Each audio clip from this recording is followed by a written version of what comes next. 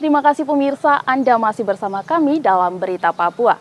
Bagi Anda yang baru bergabung, kami akan sajikan kembali 3 berita utama hari ini.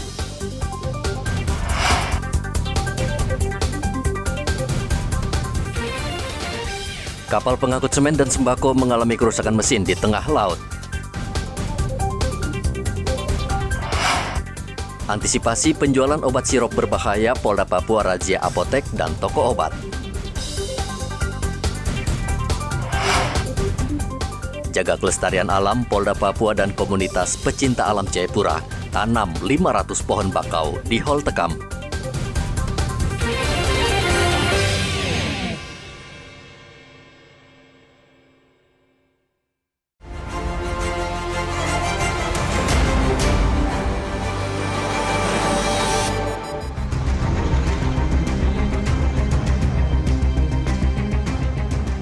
Pesawat kargo jenis karavan milik maskapai Raven Global tergelincir saat mendarat di Bandara Ilaga, Kabupaten Puncak.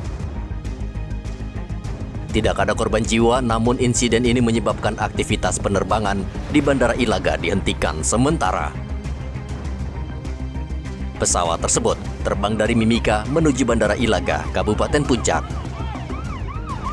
Pesawat dipiloti Kapten Gabriel bersama kopilot Sulaiman dan membawa muatan 6 sepeda motor serta 9 bahan pokok.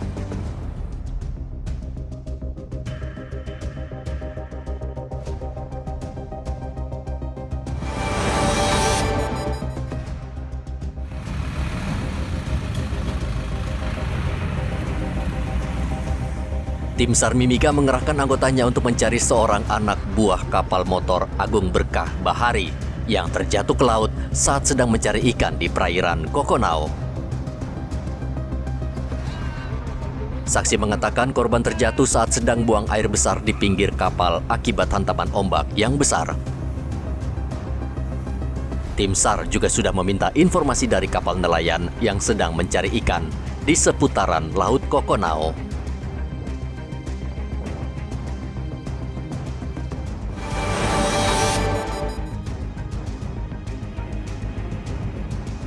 Kejaksaan Negeri Jayapura menetapkan 2 orang tersangka dalam kasus dugaan korupsi proyek pekerjaan ruas Jalan Trimuris Kasonaweja tahun anggaran 2019.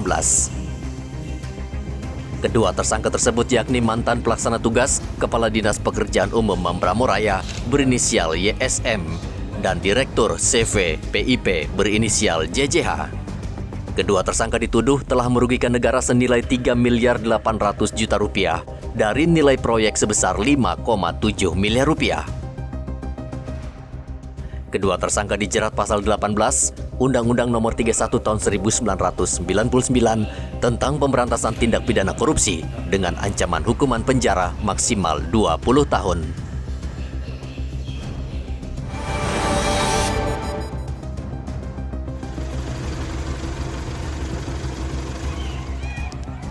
Polisi membubarkan 2 kelompok warga di Timika yang tawuran di kompleks Gorong-Gorong. Kedua kelompok ini saling serang dengan melempar batu dan benda tajam. Pertikaian ini sudah berlangsung selama 3 hari berturut-turut dan warga sekitar merasa terganggu. Mereka akhirnya melapor ke polisi.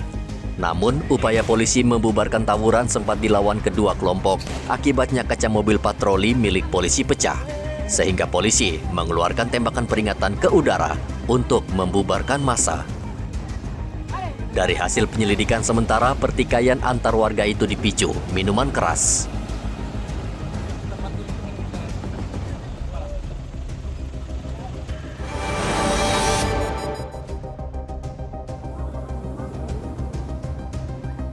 Puluhan santri terpaksa digotong keluar lapangan saat memperingati Hari Santri Nasional yang dipusatkan di pesantren Al-Munawaroh, Merauke.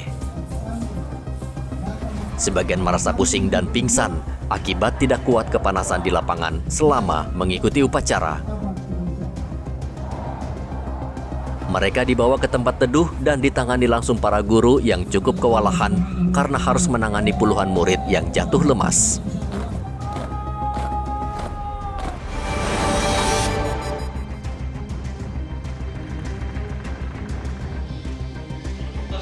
Direktorat Reserse Narkoba Polda Papua Barat menyita setengah kilogram narkotika jenis ganja dari 4 orang tersangka yang berperan sebagai pemodal, pengedar, dan kurir.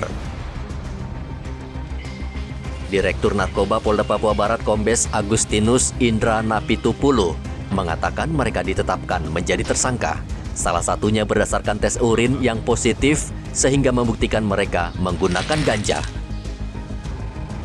Keempat tersangka dijerat Undang-Undang Narkotika dengan ancaman kurungan pidana 20 tahun penjara.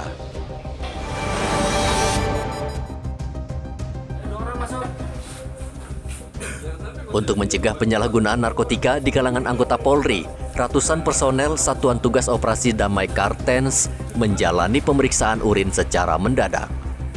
Tes urin ini diberlakukan ke seluruh anggota, mulai dari perwira, bintara, hingga ASN.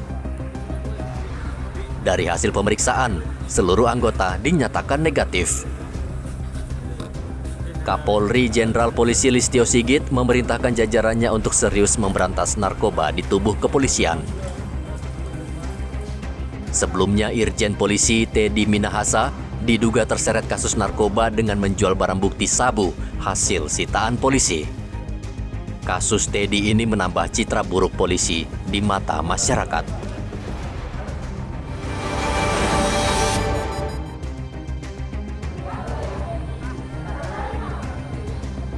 Pemerintah Provinsi Papua Barat akan segera mengambil langkah serius terkait data yang dikeluarkan Universitas Papua yang menyebutkan ribuan anak di Provinsi Papua Barat putus sekolah.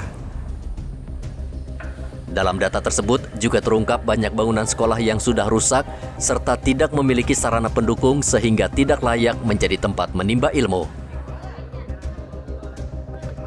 Berbagai faktor menjadi penyebab anak-anak ini putus sekolah. Salah satunya latar belakang ekonomi keluarga dan lingkungan. Data ini menunjukkan pendidikan di tanah Papua masih menjadi persoalan yang belum ditangani secara serius.